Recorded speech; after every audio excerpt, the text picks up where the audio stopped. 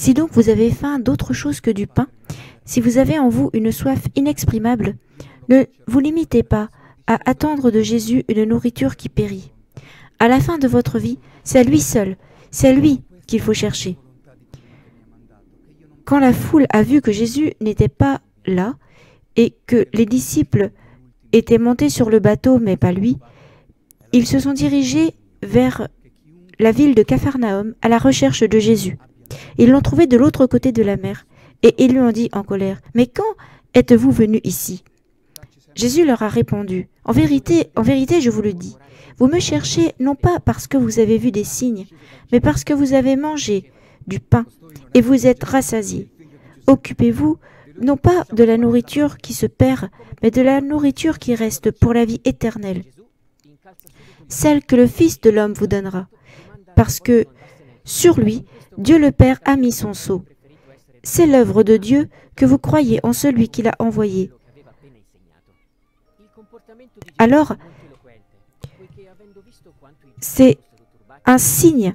Quel est le signe que tu vas faire pour que nous puissions le voir et te croire? Nos pères ont mangé la manne dans le désert, comme il est écrit. Il est doux leur aliment. En vérité, je vous le dis, ce n'est pas Moïse qui vous a donné le pain du ciel, mais mon Père qui vous donne le vrai pain du ciel.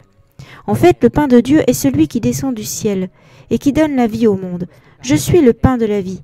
Quiconque vient à moi n'aura plus faim, et quiconque croit en moi n'aura plus soif. Mais vous avez vu et vous ne croyez pas. Tous ceux que le Père me donne viendront à moi. Et moi, je ne les chasserai pas, parce que je suis descendu du ciel, non pas pour faire ma volonté, mais la volonté de celui qui m'a envoyé. Et c'est la volonté de celui qui m'a envoyé que je ne perde aucun de ceux qu'il m'a donnés.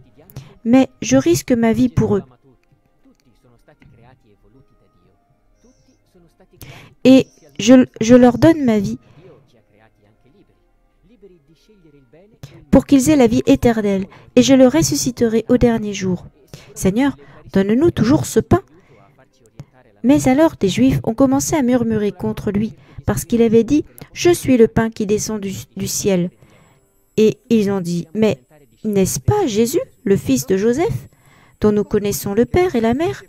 Comment donc peut-il dire « Je suis descendu du ciel » ? Jésus ne les presse pas. Ils s'en vont et ils demandent à ses apôtres s'ils veulent aussi partir de cette même manière. Il indique clairement qu'il aurait préféré être abandonné par eux plutôt que de se rétracter ou de modifier ce qu'il venait d'enseigner.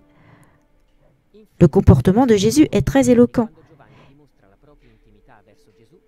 Et vous avez vu à quel point les Juifs étaient troublés par son discours.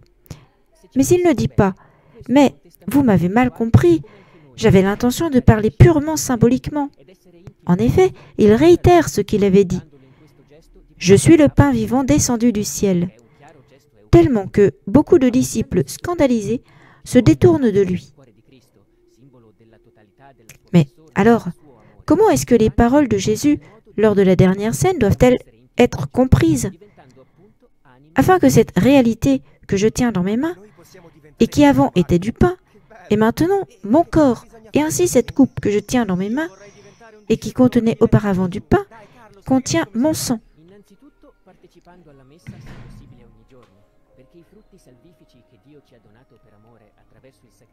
Mais alors le pain n'est plus du pain, le vin n'est plus là, car à leur place, il y a maintenant le corps et le sang de Jésus. Eh bien les gars, ça revient à cette question que tu m'as posée au début. Je vous ai expliqué pourquoi je suis toujours attentif à la messe. Et vous avez donc également compris quel est mon secret. Quel secret exact? Mon secret est d'avoir un contact quotidien avec le Christ Jésus, qui aime tout le monde.